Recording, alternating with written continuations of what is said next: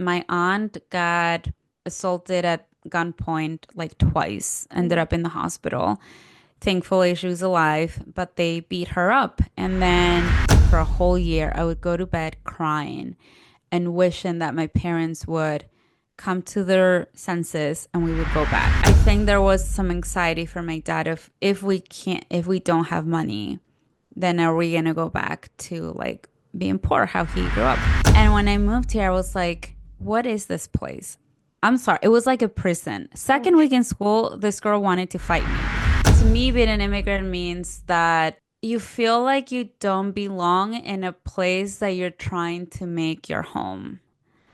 And navigating that can be a really hard thing.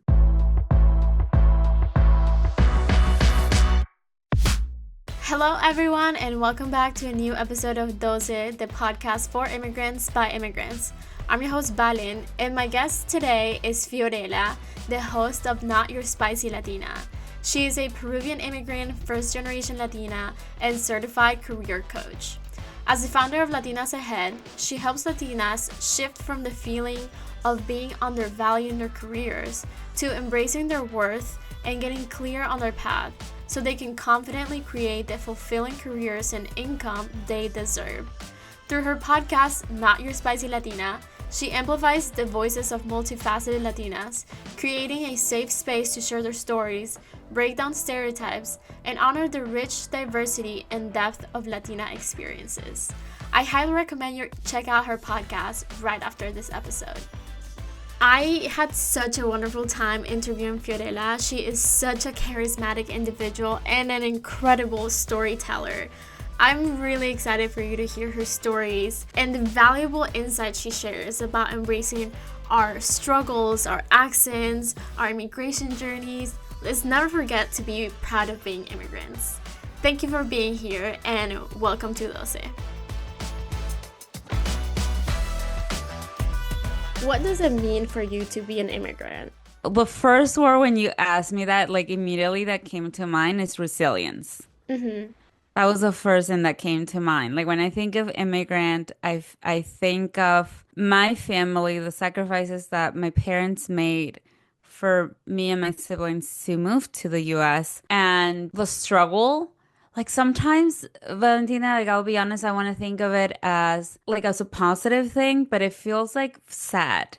It Yeah. like the first emotions that come to me are resilience, which is like the positive, but also like it's really hard.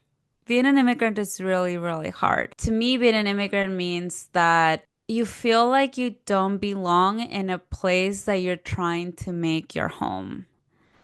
And navigating that can be a really hard thing, or at least it was for me. I'm Peruvian American, but I've been in the States for, it's gonna be 20 years in February, which That's feels like crazy. crazy. I came when I was 15 years old, and it was hard for the first 10 years. I didn't become a citizen until I had been here for 12 years already. And I became a citizen 4 months after Trump became president in Oh my goodness. 2016. So that was very scary. I think being an immigrant to me, it's like it's this sense of struggle, of constantly being scared, but then it has helped me build character for sure. Like I Mm. always tell my parents because my parents sometimes when we talk about the tough times that we had as a family, they'll tell me like, "Do you regret it? Do you regret that we moved here?" Mhm. And I say no, because if I was still in Peru, I would have been in my little bubble. You don't experience hard times or difficulties in life, and like everything goes perfect. I had my perfect life with all my friends in the same house. I'd never experienced change, and I would have just continued my life that way. But I think moving here and going through that experience made me tough and tough in a good way, and it gave me perspective. Yeah, I think it's so important what you're saying. And I like to think of when you become an immigrant, it's like your eyes get opened in such a way, it's impossible to shut them down again. And I think Yes. a lot of people, like, if you ask them a similar question, they would say, like, no, I can't go back. And not in the sense of I can't go back Hmm. to my country, I can't go back to how I used to be before becoming an immigrant because Yeah. you learn so much. There's so much knowledge and all of that you go through. Yep. I would like for you to take us back a little bit about your life before becoming an immigrant. What was it growing up in Peru? Because I love hearing about people's lives in their own Latin American countries. And did you ever dream with moving to the United States? Oh my gosh, I loved my life in Peru. So I'm the youngest of three. Already, like, I'm spoiled. But my family actually, before I was born, my parents didn't have money. So both my parents, their families, I don't want to say they grew up in poverty. My grandparents did grow up in poverty. And then I would say my dad and my mom, they both always had lived in like very low income areas in Lima, like areas that today would be considered dangerous, high Mm, crime. And so when they got married and then they had my brother and my sister, they were still living in like an apartment, like a super small apartment next to my grandma's house. And like my sister and my brother always kind of joke around and they're like, you got the actual diapers. Like we had three cloth diapers that my mom had to wash for oh them, my and they gosh. didn't have like electricity sometimes or like water. Like it was hard for them.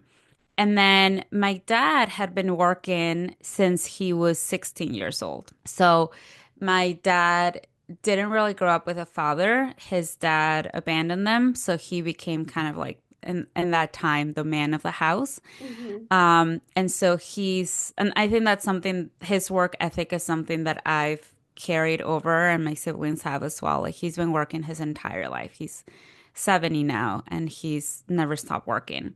Wow. And so through his work and he went to school, my mom didn't pursue higher education after high school because in Peru, unfortunately, life there, it's very like machista. So Mm, my is mom it was still? supposed Yep. Well, no, now there are opportunities for women to get jobs and get a higher education. But So I at the think it's time, changed. okay. Yeah, but at the time it wasn't like my mom had brothers and then it was her and her sister and it was known that she wouldn't go to college. Just the Mm, brothers would. She would get married and have children. And so my dad, because he had been working since he was 16, by the time I came along, he started to move up within his company really fast. He studied economy, he was in sales, and we were able to move to a really nice area in Lima. So we were like middle to upper class. And so they moved there when my mom was pregnant with me. So you can imagine my siblings were like, oh my gosh, we have a house in a nice area in Lima. This is amazing. And so growing up, like I just mentioned, I never experienced change because I lived in that same house up until I was 15 when we moved to the States. hmm. Lived in the same neighborhood, went to the same school. So in Peru is a little bit different from here in the States because there's kindergarten all the way through high school. So there's no high school. It's like you just go to school since Yeah, you're like from like age 4 or 5 until you're 17 and that's then you how it graduate. is in Colombia as well. Right? And Yeah. so everyone knows each other. So I had the same friends, which who I know now today were in their 30s, who were with me since I was 5 years old. I love my friends in Lima. One of the things that I miss is that over there, like growing up, I had a great childhood. Everyone, there's even though my dad worked really, really hard, there's focus on community and family. Whereas here in the States, you are constantly thinking about moving up in your career and getting ahead.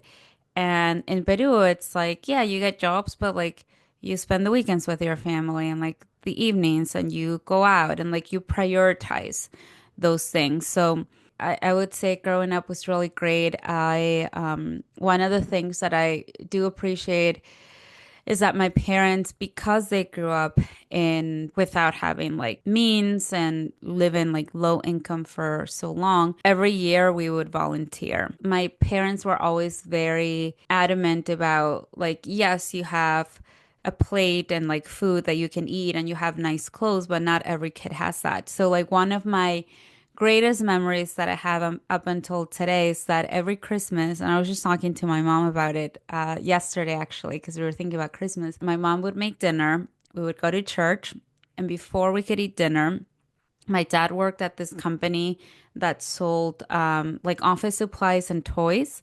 Hmm. So he had inventory, like toys that never went to market because maybe they were like a little bit damaged or something. Like not damaged, but like they couldn't go to market. Effective. Yeah. Yeah, defective. And so it was like wonderful because he would bring those toys back home and we're like, we have toys. But what he started doing is that we had a room in the house where he put all of the toys throughout the year. And then at the end of the year, we would get in our car, we had a van, and we would just stock up the van with toys. And we would go around Lima and just like drive around and find homeless kids and we would give them toys. And I remember and it was kind of like an adventure for me and my siblings. Like we're gonna go like donate our toys. And I remember we were like going around one day and we had one toy left. And we see this little kid, and so we give him the toy, and we realize it was a doll. And this was a little boy. And he looked at it and he was a little bit like kind of disappointed. And my dad noticed and he was like, I'm sorry, like the only thing we had left was this doll. And the kid was like, no, it's okay. So my dad was like, no, we have to go back home. So he was like, can you stay here? Like we were like in this mountain. He was like, can you just stay here? We'll be back in an hour, but like don't move, okay? So we drive back home, which was like 40 minutes away. And we go to my brother's closet, like trying to find a toy that we can give him. And we find this big parrot. It was como what a parrot. Yeah. And it was this big, like huge one, like the size of a little kid. And it was like an adventure. So we get in the van and we're like, we have to find the kid. So we go back to the mountain and we couldn't find the kid and we're about to give up. And then we see him coming out. And my dad is like, there he is. So we go. Like here in the US, you can't do that. Like you'll get, it's like you're kidnapping someone. But we get out of the car and we ran and we're like, Merry Christmas. And we gave him a pair and he was so happy. He was crying. Like I get emotional thinking about the story, but like my parents didn't grow up with toys. My mom was like, we didn't have toys growing up. Like we didn't get gifts. We didn't have money. That So sounds for like them, such a Hallmark movie. Like yeah. it's Yes. like the how we saved Christmas, you know? Yes, yes. But these are the moments where I tell my mom, I'm like, I'm so glad you did those things because it made me appreciate that if you have something and you can share it or you can donate or you can help someone, like, why wouldn't you? To your other question, I like went off a tangent, like fully, That's but totally okay. I loved it. the point I wanted to get across is that Valentina, like I was so happy in Peru that I never dreamed of moving here because Mhm. my idea of the US was yes, like the most powerful country and like I would like Backstreet Boys and Britney Spears and we would listen to like American music and we would watch the movies. Yeah, it was all great, but from the outside. But I never thought I could live here or I wanted to live here. So when my parents said we were moving, I was very much against it. I didn't want to move here at all. This is really important and interesting to talk about because a lot of people that I know move here and there's like a big need. And like we'll get into that with your story. And a lot of people are like, okay, well, we didn't have food or like, we were having a terrible quality of life and we moved here for a better quality of life. And that's hard in itself. But when you have a good quality of life where you're at and you're like, I'm not bothered. And then you come Yeah. here to have to almost come to a lower social status. That's hard as a kid, Yep. as an adult, like because we like my family kind of went through a similar thing. Like I was very spoiled, back in Colombia, and nothing was ever missing from, my table. I always had food, I always had shelter here. Hmm. But it's those commodities, like you miss them and you miss them a lot. Yes, yes. And people, I love that you said that because I think people always think we're escaping our countries. And for a lot of people, that is true to their story.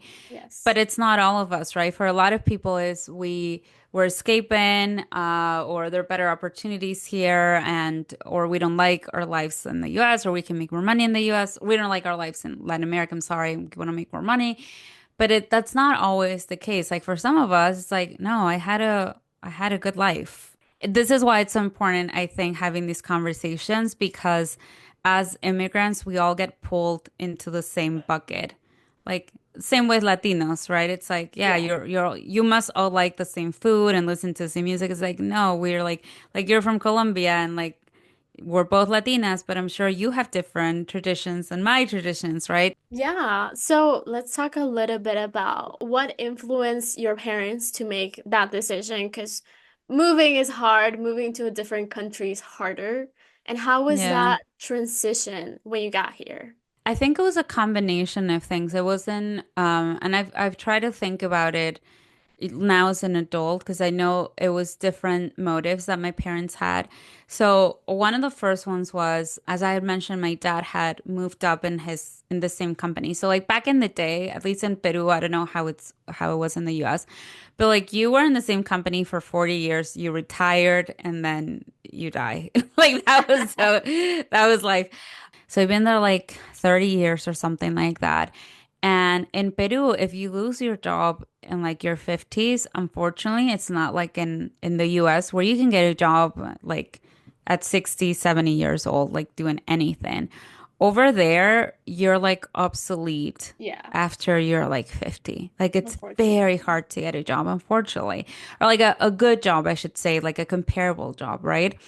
And so a lot of people who would lose their jobs, they would go and like become a taxi driver. Taxi drivers is a decent job, but it's a very big gap in salary when my dad had become an executive in his company. And so the last, I would say maybe 2 years that we lived in Lima, there had started to be layoffs and there was a new company that had acquired his company. It was new owners and they were pretty much cleaning house. Okay. And it was it my dad was like, I'm next, right? And so if I'm next, I can't get a job.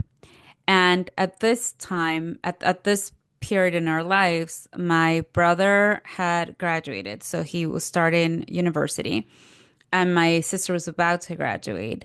And then I still had 4 years of high school. And so my dad and my mom were like, how are we going to pay for two kids to go to college and then for me to go to private school?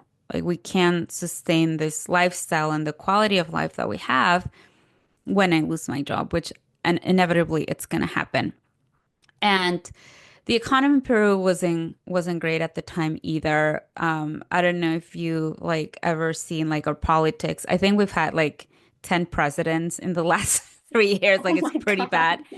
And back then, I mean, corruption's everywhere, but like the political environment wasn't great. So there were just a lot of people in those last 2 years that we were there, like close friends of ours who were just leaving. They're like, the economy here, it's really bad. It's very hard to get jobs.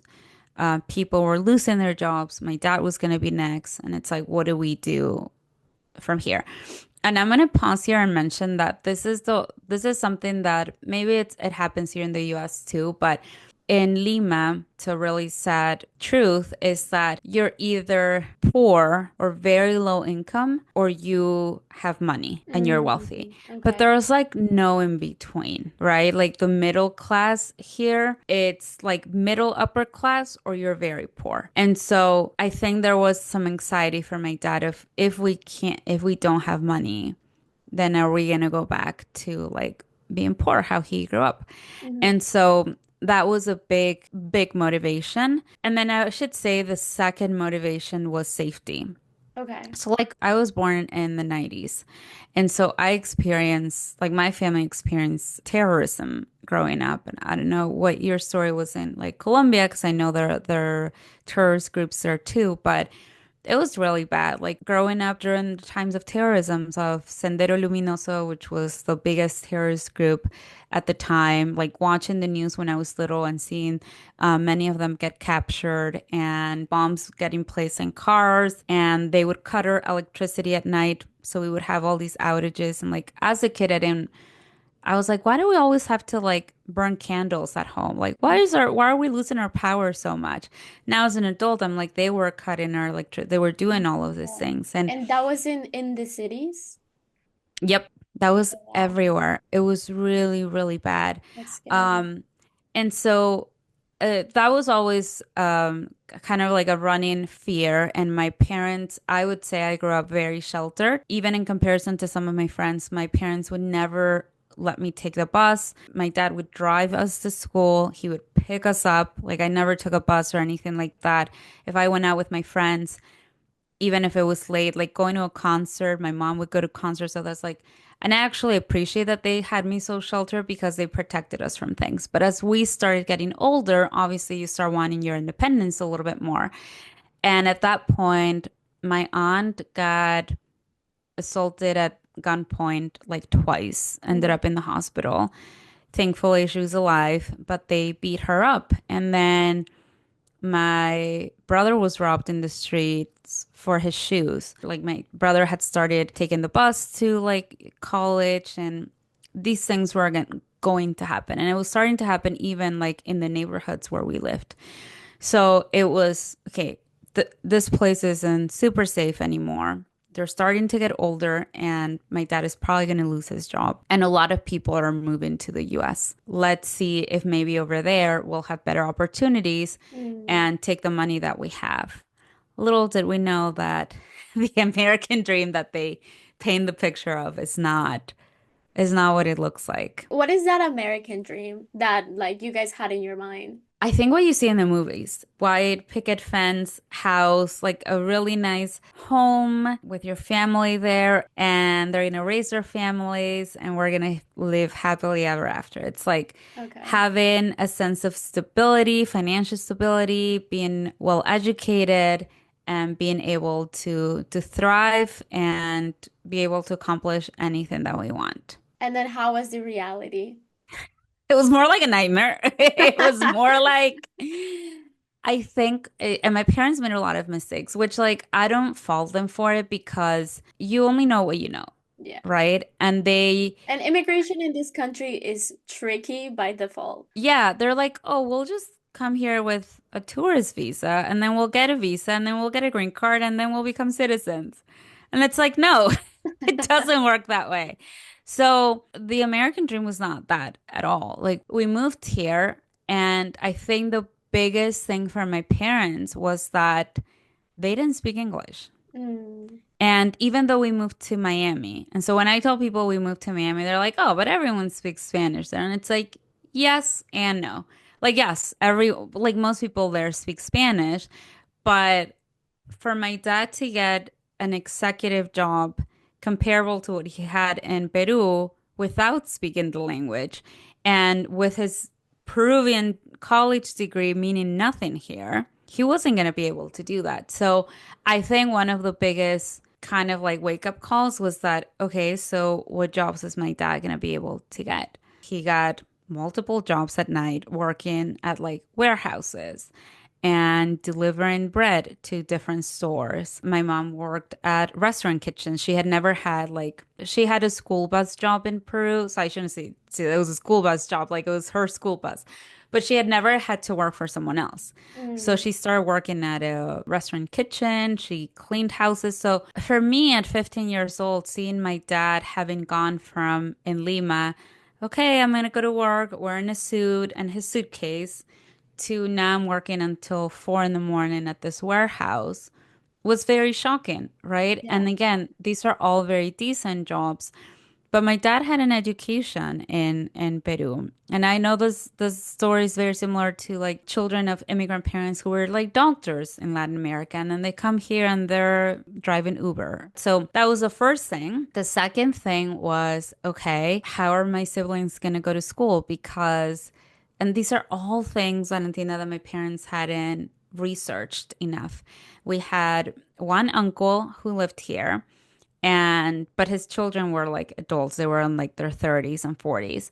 And then we had some friends, and they're like, "Yeah, come to the US. We'll take care of you." I feel like And that's then such a Latino thing to do. Is like yeah. we'll show up and we'll figure it out. I love the problem solving mentality, but it's also a Yeah. little too lax. It's like we'll figure it out. Like I don't know if this is in your family, but my dad does this too, where it's like if you live in a small apartment and you invite like 10 people to sleep over, and it's like, where are they gonna sleep? We'll figure it. We'll get some little air mattress. Like we'll haremos sitio. Nos Acá hacemos sitio. acomodamos. Nos acomodamos. Acá nos acomodamos. And it's like, what do you mean nos acomodamos? Like we don't literally don't have space. So that was exactly how you described. That was the mentality coming here. Like we'll figure it out once we're there. So we came as tourists. And then my dad was able to get a work visa, which like helped us out because me and my siblings were still under the age of I was 15 and they were not 21 yet. So we could all be under his visa status, Okay. but not forever. And so then that's another part of the story. But then it was like, okay, my parents have to get multiple jobs. Where are we going to live? What can we afford? And one of the things that we did that I wish we hadn't done is to be able to come here, we needed money. And so we sold our house in Peru, which was a beautiful house. And not just, I mean, like beautiful, like in terms of aesthetic, but because it was my home. It was my Hmm. childhood home, right? I haven't had a home like that since then. Sometimes I have dreams about that house because that was the house where I grew up, right? When I think of what was home, it was that house. This was the house where we would host Christmas and we would have parties and birthday parties and where my friends would sleep over. Like that was our home. It's so funny. Even today, my friends in Peru as adults, they've passed by that house and they're like, they have memories in that house and we had to sell it or my parents sold it. And so I think another mistake that my parents made is that they weren't very smart with finances. So a lot of the money from that house, I think in that first year, we like wasted it. Just like, okay, I guess we'll buy a lot of food and we'll live at this place and then move to like the first few months we lived in vacation homes. Because again, we didn't know what we didn't know. So we were just like bouncing around. And then my sister and my brother had started college in Lima. And then we come here and it's like, oh, you want to go to school? Great. You have to pay like an international student. And Oh that's my the, God. yeah, which is like 10 times more than a resident. My parents didn't know that. So they were like, how, what? So then my sister and my brother had to get jobs to be able to pay for community college. So my sister and my brother had never had a job in Lima. So my sister started working at the mall. My brother worked at restaurants in the kitchen. Like it was all very much like, what's happening? What's happening? Okay, we have to get jobs. And now I'm 15, so I can't like get a job like that. I need to go to school. So it was like, where do we send her to school? Okay, public school. We find this school in Hialeah, and so my name is called Miami Springs. I think now it's a B school. When I started, it was a D school, D as in dog. And I tell you, Valentina, like growing up in Lima, I was like an honor student, like honor roll. I loved studying. Like I was a big nerd. I love I studying so relate. much. Like it's and the education system in Latin America is way more advanced than it is here, at least for like The private. Yes. the private. Yes, the Yes. private. Yes, let's highlight the private one. And when I moved here, I was like, what is this place? I'm sorry. It was like a prison. Oh Second week in school, this girl wanted to fight me. I remember calling my dad from the bathroom and I was like, you have to pick me up. And he's like, what's going on? And I was like, I can't. I started crying. I'm like, I can't do this. I was being bullied. People were no. super mean. I had a super thick accent because I knew English coming here, but it was like textbook English, right? So it was very much like the dog went to, like this. And I hadn't learned conversational English or like Yeah. slang or idioms. And people were talking so fast, and I was like, I can't follow, like, I don't understand. I remember I was in math class, and I was always so good at math. And the teacher had a conversation with me, and she was like, I'm gonna have to like put you in a lower grade because you're just like not participating. And I was like, I understand. I just like don't understand the instructions because you speak so fast, woman. And this is part of the American dream that they don't tell you. Like, for anyone who's ever gone to high school, okay, in America, it's hard, right? Like going to high school itself, it's a hard thing. Like people, even today, there's so much bullying. But Mm. when you're an immigrant, okay, and you are like my second day of school, I remember was my birthday, and I was turning 15. Sorry, I came when I was 14. I was turning 15. I didn't have a quinceañera because Oh, like I had no friends. was that like a big So dream of yours to have a quince? yeah, I wanted to had some kind of party, and like all my friends that year in Lima were having their big quinceañeras, and I was like, I literally don't know anyone at this school. I was eating in the bathroom Oh my because God. people would make fun of my name. First of all, like Fiorella is such a common name in Latin America, but people would make fun of my name. They would call me Peru, like Peru. I don't know why. And yeah, I just didn't belong. And I was also coming like private school in Lima. We were, again, I was very studious and like I had my friends there, and friendships in Peru are very different from friendships here, I noticed. Like in Peru, you hug, you kiss on the cheek, you tell your guy friends you love them. And here there was a sense of like cold. Mm. And I was used to being very warm and affectionate, and like my friends coming in like Fiorella, feel, and we would hug, and here it was just cold. And so I started becoming very like shy. And people would tell me like, you're so shy, you don't talk. But I was like, I don't know how to act around people anymore. I don't know what's okay to say. I also found that people were acting very much ahead of their age. Mm. So for me, something that was really shocking was seeing so many girls who were pregnant in my high school Oh wow. and who were like making out up against the walls with other guys, like grinding on them. And I was like, what? I have not seen that before. I was very, I think, even in the way that I dressed, I wouldn't show like skin. Like that's not, I went to school where I wore a uniform, and then here it was just like whatever. So I think that was the biggest culture shock coming at age 14, 15, when there's so many insecurities because you're not a woman yet, but you're Yeah. on your way to becoming a woman. And people in high school can be, I don't know what it is about those last 4 years in high school where people get really mean. So that was the biggest thing. So when I tell this story, I think of my family went from being a unit to being individual people doing their own thing. My dad was working, and when I got home, he was sleeping because he would work at night. And then my mom wasn't around because she was working, and neither were my siblings because they were working or they were studying. And then I was in school. So we wouldn't see each other. And then there were a lot of arguments and fights because we just didn't like it here. I remember Valentina for a whole year. I would go to bed crying and wishing that my parents would come to their senses and we would go back to Lima. Honestly, like, it like makes me a little teary to hear your story because Oh, I feel so reflected in like everything that you're telling me.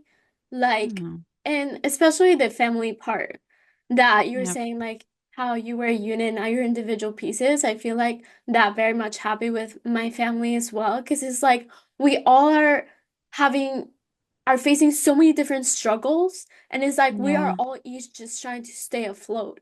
And it's like there like you don't even have enough room for your struggles to take on someone else's. And what you talked Yes. about your teacher like saying like, oh, like you're gonna have to go in a lower level math class. Literally same exact thing happened to me. And it's like at that moment, it's like you can't communicate. You have no self-confidence. Your ego is Yes. being beaten down for your name. Like, it's just, and it's all these things that we go through in silence.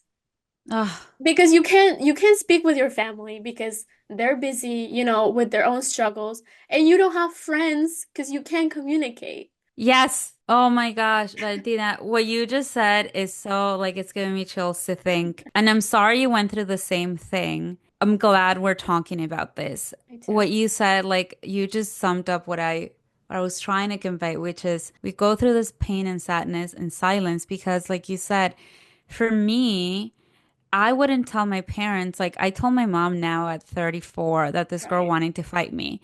And she was like, why didn't you tell him? Like, when was I going to tell you in between the times that you were going from one job to the next and we were freaking out about our finances? Like when was I going to tell my sister who was also sad and crying in the bathroom because she missed her friends? Like and then here and I would Skype my friends in Lima and that was I'm going to say that was I wish I'd had a therapist. I wish it was like we could immigrants could get free therapy when we move here. Like just give us therapy. But like you said, you couldn't tell anyone because there was a sense of guilt of my parents are already carrying so much. Like Yeah. I know that they're going to bed so stressed out that now I have to add one more thing on their plate to everything they're going through. So I would, Valentina, every single night we had one computer that we share with like me and my siblings, and we would have time slots so that we wouldn't fight because we all wanted to talk with our friends in Lima. And so I would call my friend Ana Paula and I would chat with them on Skype, and that was my therapy. And Okay. and I was like, I just need to like I've been mute all day. I can't talk to people. I just need to like type and tell my friends about the struggle. I started writing in a diary, like in a journal, Mhm. and I would write to my friend because my friend said, "Let's do this because you have a lot in your chest." And you're just making me think of this. I haven't thought about this in like 10 years, but she was like, "Why don't we each write a diary to each other? And then next time we see each other, we share it." So she would write every day, like in her diary entry, and I would write like Ana Paula, today I had this day in school. I like went to class, whatever. And then I would do that every single night. And it was a way for me to, those things that were in my chest, to be able to put them in writing and feel like I got them off my chest at least somehow. Yes. I absolutely love that. I love that you had that outlet, and what you were talking about before, like friendships in Latin America. I also do believe they just like hit different. Like, Mm-hmm. it's just that like that confidence with like your girlfriends. And maybe it's because I haven't experienced that as much here. I definitely have had Mm. some deep, good relationships here. Maybe they didn't last, and that's always like also hard, but the fact that you still talk to friends that like you knew from 5 years old, like that's incredible. That's amazing. Yeah, yeah, I think they get you through. There's this sense of and I think it's just our culture, right? Like my friends would call my parents uncle and aunt. Like if you're a friend, you're family, right? Yeah. Like you're just family. But here it's like it's kind of like dating. Like dated in Peru. I didn't date because I was like so young, but dating in Peru is like you go on a date and then like the next day you're saying I love you. It's like we're so affectionate. But here they're like I think the American culture it's much more cautious about the people that they meet and like how they build connections. Whereas for us in Latin America, we're just like open and we hug and we kiss and we take care of people because that's what we grew up seeing. How old were you when you moved from Colombia? I was 12, so Okay, so around the same. similar-ish age. Yep. I would say that in regards of friends, I had I was bullied in Colombia, and I moved Hmm. schools, and I had just moved to a new school right before we moved here. So I had very like, not the strongest relationships with friends when I moved Okay. here. So yeah, that's I do have two friends that I still talk to very, very occasionally, but it's not Yeah. like, as strong as I wish it had been, but Yeah. Why were you bullied? I ask myself that question yeah. too sometimes. Like, why was I bullied? I mean, I know why, but like, why? And my school was very small. Like our class sizes were like 25, 30 girls. And Okay, from same. like kindergarten to like fourth, fifth grade, I was always like number one in my class, like for Oh, everything. I was the same, Valentina. And I'm gonna say that I love that you said number one because in Peru it was the same. Like it was an honor roll. It was like la número uno, la número dos, la número tres. So I feel like I'm so connected to what you're saying. No, I'm telling you, I feel like we have maybe we're very similar people.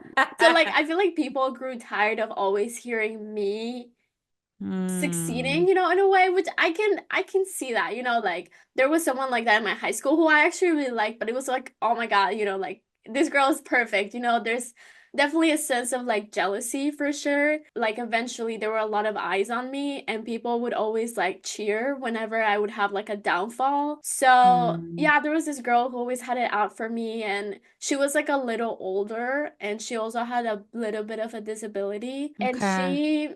she just like took it out on me and that was hard. That was hard. But then I switched schools and I loved my new school. I loved wearing my uniform. That's something that was also really hard for me here. It was like, what do you mean I have to pick my clothes every day? Yeah. Like that's insane. Yes, it is. I can relate to what you're saying. I always try to wonder, like, because I know we're not born with this jealousy. I think it's something that, again, we see maybe our role models, maybe the people who are bullying you, their parents are like that too. Because I would experience that a little bit in Peru as well. Like what you just said about cheering whenever there was a downfall, that would happen to me too. I think I just didn't let it get to me because I was like, but I still got an A. Like, I was like, you guys can boo me, but I still got an A. Don't come at me. Yeah, because I think my parents instilled such good values, which I'm sure your parents did in you, that I would also help people. Like, if they were like, hey, I'm really struggling, like, I would tutor people, I would help them out. But it is hard. And I think that continues to be the case even now as adults. Sometimes there are people who will try to bring you down when they're seeing you doing really well. And unfortunately, it's a reflection of their insecurities, nothing to do with Oh, us. 100%. Honestly, I think I've always been a very if there was a piece of advice you could go back and give yourself, just one to make it either to make it easier, to help you get through the tough times, knowing everything that you know now, what would you tell that little 15-year-old Fiorella? Oh my gosh, I'm gonna cry. Because I think about her sometimes, Hmm. and I really, really didn't have a backbone. I let myself be mistreated by girls, by guys. Like, I would tell her, like, you're enough. Mm. Like, you're enough just as you are. And I will tell you, Valentina, and I have this somewhere on my website where I was, for my coaching business, I wanted to tell my story. And one of the titles that I put was my accent, my superpower. Hmm. Because for a long time, and I mean long time, my accent, I was so continued to add to my lack of self-confidence to the point where even as an adult, like here I am, I have a bachelor's degree, like I'm supposedly thriving in my career, and I just couldn't stand and do a presentation because I was so ashamed of my accent. Like, why can't I get rid of my accent? I've been here like long enough. And in high school, I had to like, I've gone through therapy, but it was because a lot of the bullying happened because I had an accent. And I always felt like, and this is, I think, for a lot of immigrants, is I started feeling inferior in Hmm. this country. Well, I have an accent and I don't belong, you know? And so, and here I am, I can't even speak the language very well, or like I can't express myself, or people will be like, what are you saying? What are you saying? And I remember in class, my face would get red up to my ears, down to my neck Oh because my of my God. accent. Like I would start shaking because I thought it was a bad thing. Like I've done something bad. And going back to like our stories that are so similar, I went from I'm number one in Lima in school. I was the first one to raise my hand to want to do presentations. I love public speaking. Like I would never get nervous. Same. Like I would get nervous, but I would be like, I loved it. I was like, someone has to do poetry, I'll do it. Someone has to present, I'll do it. And then I went from this confident kid to this teenager that was always feeling like I wasn't enough. And a lot Mm. of it had to do with my accent. And so I would tell her, like, you're enough. I will tell you, Valentina, like, now we're talking about the podcast. I had wanted to do podcasts for years. And I remember telling myself, I'm never going to do a podcast because I have an accent. And Oh people are my not going to God. understand me when I'm speaking, and I'm going to have to enunciate. So I was like, I cannot have a podcast. And then one day I was like, the hell, like I can't have a podcast. Like my accent is a beautiful thing. And it means that I'm bilingual. I speak two languages, French a little bit, but I like really speak two languages well. And why am I feeling ashamed of it? So now I'm like, I embrace it and I love it. And the second thing I would tell her is because I felt so alone and I never thought I would have friends in the States, I would tell her the people who really see you, oh my gosh, I'm gonna cry. The people who really see you will love you for who you are, like just as you are. You don't have to change anything about yourself. You don't have to change your accent. You don't have to become cold. Like you can be your affectionate, wonderful self, and like the people who see you will love you. And that's something that has become true. Like now, the people that I hold close in my life, my friends, they love me and they accept me. And I think at 15 years old, and when you're an immigrant at any age, Yeah. you feel like you're not enough or you're lacking. And so every decision that you make comes from a place of lacking and you feel like you're never going to belong. But it takes time, but you will belong in the places that actually welcome you. That's such a great way to put it. This is exactly why I started this podcast, to be able to bond over this shared struggle. And Yeah. for hopefully, if there's any 12, 15, whatever age immigrant hearing this, I used to feel the exact same way about my accent. And now people tell me, you sound white. I was like, I grew up around white people. Uh, and even sometimes when people are like, "Oh, I don't even hear an accent," it makes me sad now because I'm Yes. like because I'm like, I do like my accent. Like, yeah, I don't want it to be any thicker to be honest, but that's my personal preference. Yeah. I love that it says I come from somewhere else. I had a life somewhere Hmm. else. Like I love what my accent means now, and it takes some time to get there. It's okay. You don't have to feel proud of it right away. But Yeah. if yeah, you don't ever let that hold you down. And if you Yeah. had, then you wouldn't have your podcast. And by the way, one of the things I noticed in the episode that I listened to, I was like, she's so good at enunciating. And you just said that, which is so funny. I try sometimes when I say words that I like mirror, I can't say espejo. I'm like mirror. So I have to practice and enunciate. That's hilarious. Well, Theo, thank you so much. Aw. There's so much more that we need to cover, but Yes. that'll have to be for a different episode. And thank you so Yeah. much. Like I loved hearing about your story. I know there's so much more to hear about, and I'm so flattered to have asked you the questions because I know you haven't shared that in your own platform just yet to a full Yeah. extent, but thank you so much.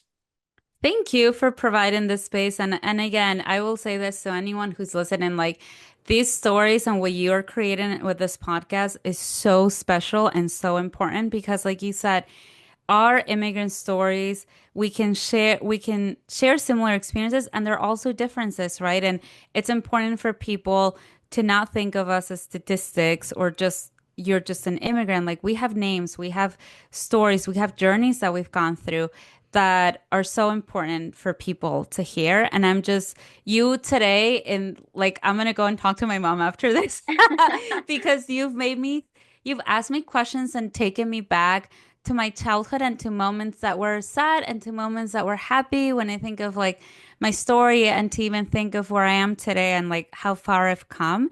So I Yeah. appreciate you for giving me this opportunity to reflect on my life too, because We need sometimes when we live on like auto mode, we don't take time to reflect on our journey. And I appreciate you giving me the space and the time to do that. This was so great. Thank you so much for taking time. Thank you for tuning in today. If you don't follow us yet, follow us at dose.podcast on Instagram and TikTok. Don't forget to rate us on Spotify or wherever you get your podcasts. And this was Dose, the podcast for immigrants by immigrants.